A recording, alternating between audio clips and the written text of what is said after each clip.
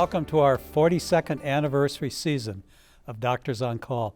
I'm Dr. Ray Christensen, faculty member of the Department of Family Medicine and Biobehavioral Health at the University of Minnesota Medical School campus, and a family physician at the Gateway Family Health Clinic in Moose Lake, Minnesota.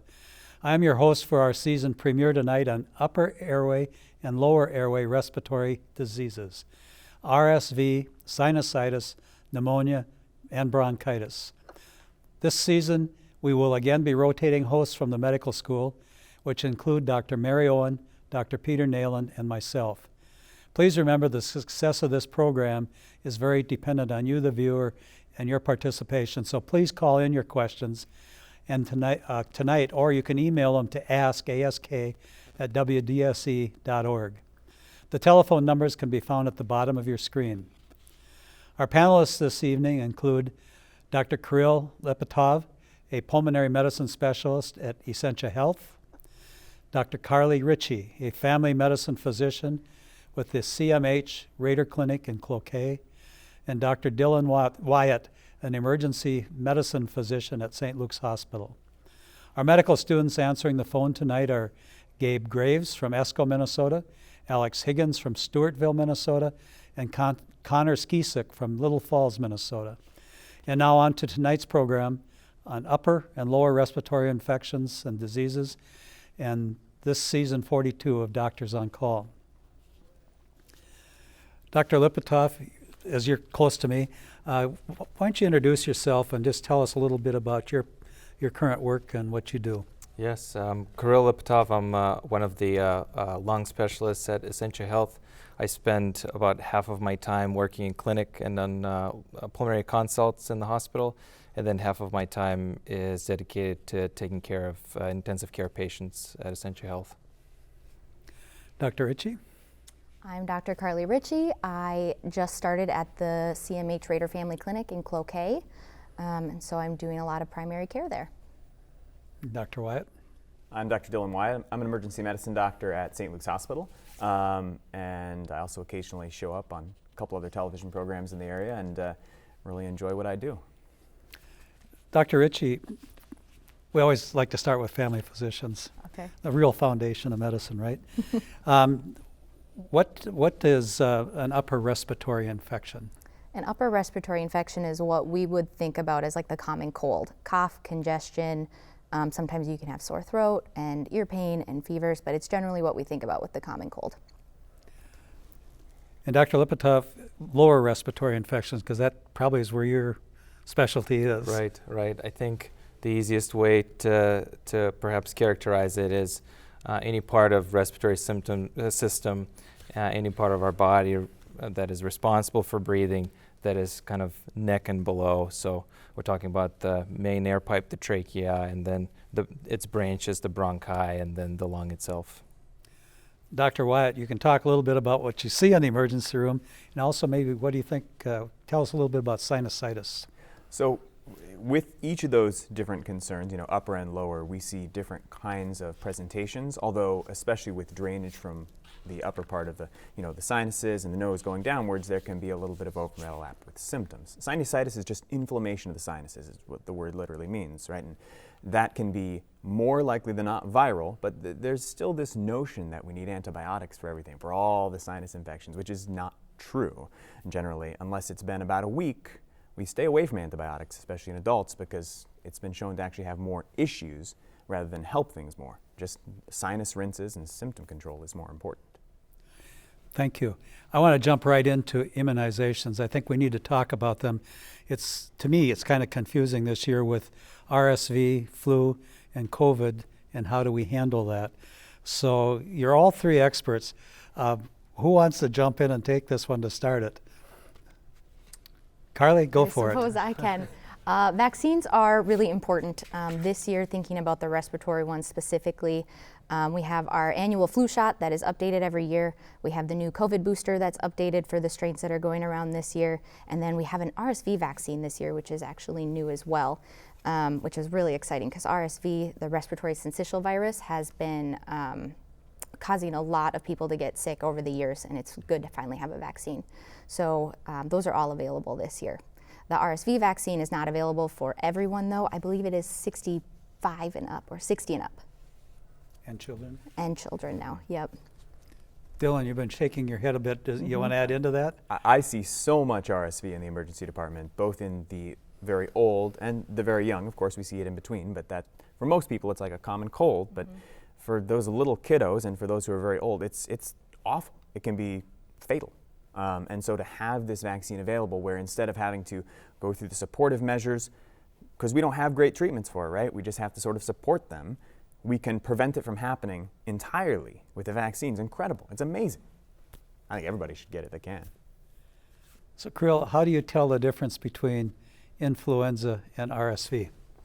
Well, it's quite difficult. In my line of work, a lot of folks that I see already have some degree of lung disease, and generally they have worsening of their symptoms. They have worsening cough, shortness of breath, wheezing, just typical symptoms that they know to experience, but in an exacerbation. Now, in terms of trying to figure it out, we can certainly do some testing, some respiratory viral panel that is available, and then try to figure out exactly which virus it is. Treatment a lot of times is the same with some caveats. I again want to stress what my colleagues were saying. Vaccination and prevention is probably the most important part. We do have some oral medications for influenza, don't we, Carly? Mm-hmm. The one that you probably hear about the most or most familiar with is Tamiflu.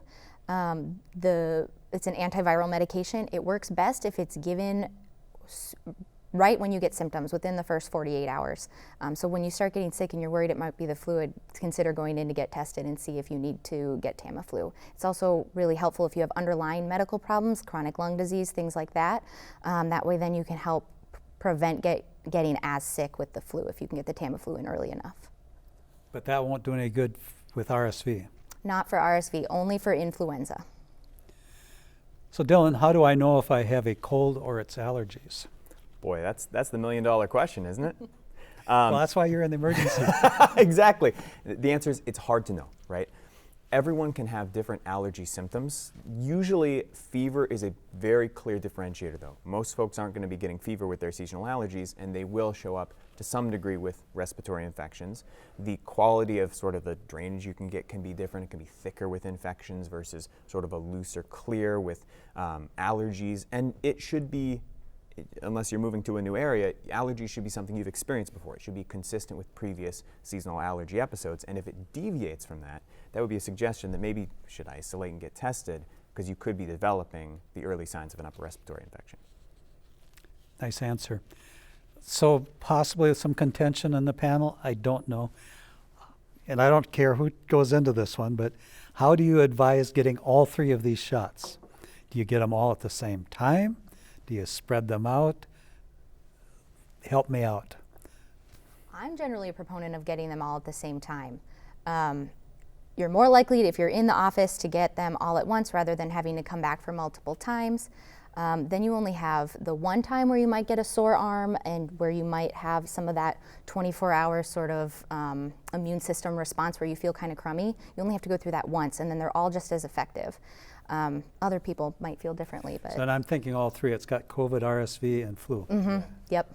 I think the data on that is that I believe it's RSV is you're supposed to do a little bit of separation from the other two. I think the flu and COVID you can do at the same time, but I think there's data that it's a slight amount. But like you said, if the difference is not getting it at all or doing it all at once, 100% doing it all at once is the way to do it. But there might be a little data, but then again, how much is that data actually So showing? Kirill, set us straight. Yeah, I think that getting the vaccines is perhaps a lot more important overall than the timing. And if the convenience of getting them all at the same time is something that will push you to get them, I think you just do them at once. I'm unaware of any compelling evidence that getting them all at the same time would make them less effective or cause more side effects. But of course, some of these are quite new, so we're going to find out in future. So, Carly, what's the best over-the-counter medication for a respiratory infection? Well, that depends what symptoms you're dealing with. If you're trying to get more of a decongestant or more of a cough medicine, I feel like most people have a favorite. They go for the same one every time. If you want a decongestant, things like Sudafed, Dayquil and NyQuil have a decongestant in there. I'm partial to Mucinex and Robitussin for cough. They have cough medicines in there, and then Mucinex has the decongestant as well. There's a lot of different options, and most are not better than the other. It's just what you personally prefer. What about a neti pot?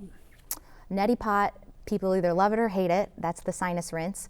It can be really helpful, but some people really don't like having to do the act of rinsing their sinuses. You gentlemen have thoughts on that one? I'm a big proponent of sinus rinse. I deal with a lot of patients who have chronic cough, whether it's related to lung disease or not. And I know that that's something that many of my patients really liked, and it really helped their chronic cough a lot. So yes, second vote for sinus rinse. How do we navigate upper respiratory infections with young children and their time at school? The little petri dishes. That's tough. Because on one, it's always the balancing act, right? You don't want to keep the kids out of school for too long because they got to be there to learn, right? But on the other hand, you got to keep everybody else safe, and not just the kids they're coming in contact with, but the parents and other family members of those kids, and you know, the people steps and steps beyond that. So knowing your child and what their normal allergy symptoms are and things of that nature can be very helpful, because like I said, then deviations from that, you can at least maybe keep them home for a day, see if they're having development of additional symptoms. And then just keeping an open communication with your older children about, hey, did you have sick friends? Are your friends sick? Is anyone else at school sick? So then you kind of know. These are questions we routinely ask in the ER when we're dealing with sick kids, and I think they're good for most folks to know about too, from their kiddos. The question comes up, should I wear a mask if I'm having a respiratory infection that is not COVID? Absolutely. An N95. Short and sweet. Done. Am I more likely to get a cold if I've had my tonsils removed? I look your way, I don't know. Carly, I won't do that to you. I don't know pulmonology. Yeah, I'm not aware of any compelling evidence that you know, removing tonsils is something that's going to prevent you getting cold in the future, and I think for most people it's going to be really a risk-benefit conversation going through surgery like that, and in hopes of preventing something that you can experience for a few days and get over with symptomatic care. So I'm not sure. I certainly wouldn't necessarily routinely recommend tonsillectomy to prevent cold or flu. And having been around a lot longer than any of you, I agree with that. And generally the tonsillectomy would be because of chronic tonsillitis, and that's more than just one or two. It's where you have a chronic problem. So good answer. How do you treat pneumonia in high-risk individuals? So we haven't talked about pneumonia shots. Right. Let's go there. Right. So if we're talking about pneumonia shots specifically, that is indicated to a variety of different individuals depending on their risk of infection, and you really want to go case-by-case basis in terms of who it's indicated for. There's different age groups, different risk factors that you have to take into account.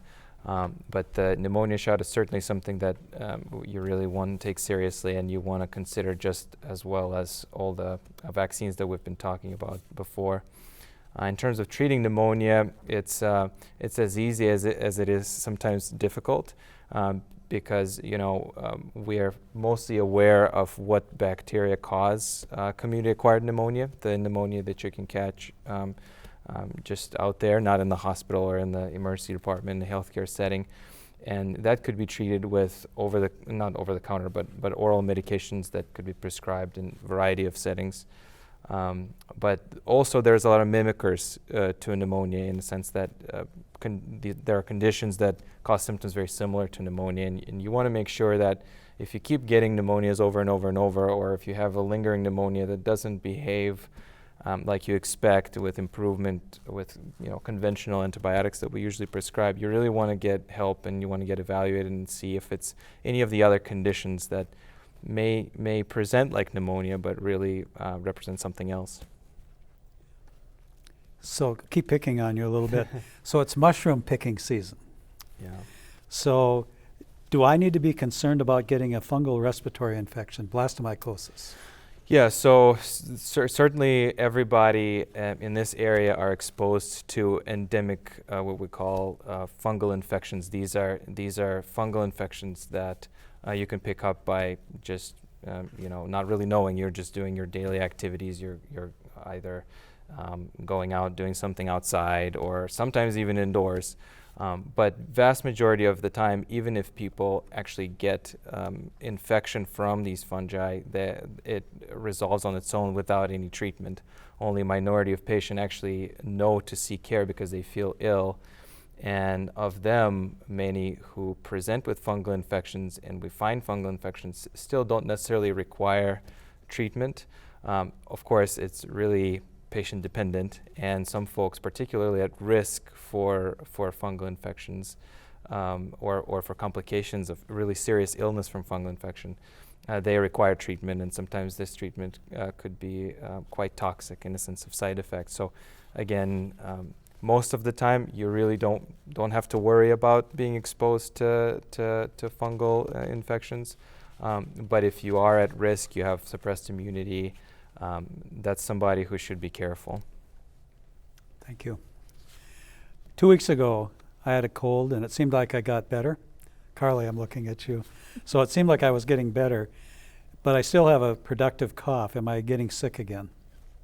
So generally, if you've had a cold, a viral infection for 2 weeks, and it seems like you're getting better, and then all of a sudden you get worse again, that's when we think about that you have a secondary bacterial infection, like a sinusitis. So generally, if after 2 weeks, if you're getting worse again, that's when you should go back in and see your doctor and see if you need antibiotics. Another question, and any one of you can answer this. Should I get an RSV vaccine even if I've had an RSV infection in the past year? How do you determine it was RSV? Are you doing testing for that, or is this a clinical diagnosis? I don't have an answer. So. We do a fair amount of testing in the, So you do? environment, mostly because we frequently test for 3, COVID, flu, and RSV. The idea being that those are going to be viral infections that either target particular groups or have danger towards particular groups, and RSV, of course, for the young and the old. I would always recommend getting vaccines even if you've been exposed. COVID has taught us that people that have been infected, that natural immunity, so to speak, can be augmented by vaccines, and so you'll have an even stronger protective response, and it doesn't last as long as we think it does, oftentimes only a couple of months. So I personally would advocate for the vaccine, but I think that is a great conversation to have with your primary doctor or even with an infectious disease doc at that point, because that's getting a little in the weeds. And where I'm sitting as a primary care doc, we don't know enough about the RSV vaccine yet. That'd be my question. Mm-hmm. Right. And so I think you do it. It's kind of like the early COVIDs and so on. Yeah. You do one, but is it going to be like Pneumovax where we can have immunization for a long period of time or not? We'll have to see on that one. 94 years old, how important is it for me to get an RSV vaccination, Carly? I would say it's very important. The older we get, the more likely we are to get much sicker from an infection like RSV, more likely to be hospitalized, and even more likely to die. So I think that the older you get, I would highly recommend getting a vaccine. 80-year-old with COPD? Same. I think it's very important, particularly if you have chronic lung disease.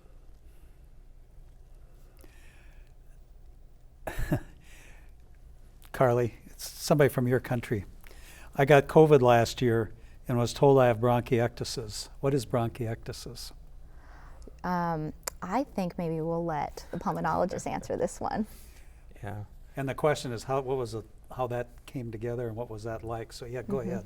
Yes. So bronchiectasis generally refers to a chronic pulmonary condition which involves structural change of the air pipes in the lungs. So normally you can think of your air pipes as kind of like a tree. There's a big air pipe comes down into the middle of the chest, and then it branches out into 2 big branches, and then from there it continues branching forward, and it's supposed to taper off. So the further you get away from the middle of the chest, the smaller these air pipes get, and that's by design, so that when you attempt to cough, you're able to cough up mucus secretions or any potential infection a lot easier.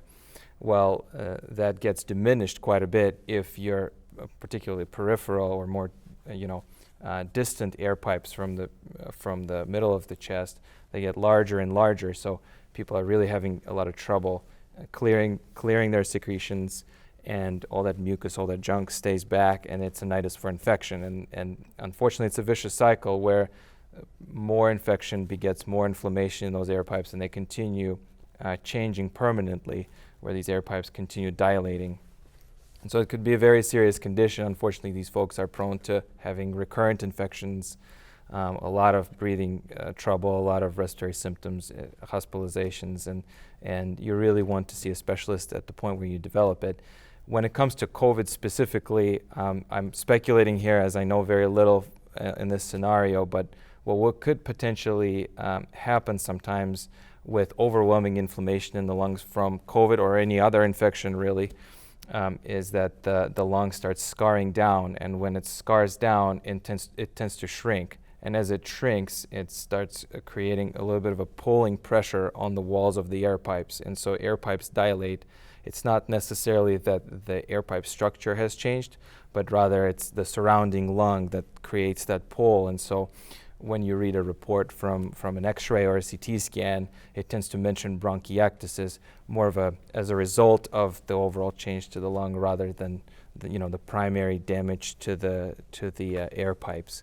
But again, it's hard to tell. I would have to know a little bit more. Great tutorial. Let's go one step further, and maybe not a step further, but down in the same area, atelectasis. One of you two want to take that on? Dylan, you haven't talked for a while. Yeah, so the easiest way to explain this, atelectasis can get a little complicated, but the easiest way to think about it is the farthest most parts of the lungs, let's use the tree example, the leaves, some of them kind of crumpled down a little bit, so they can't fill quite as well with air, and we can try and prevent that with certain measures, but essentially that can occur from a variety of conditions, infection, inflammation, etc. But that's, in essence, what atelectasis is. So not full collapse, but just sort of. We're kind of go through some questions a little faster right now.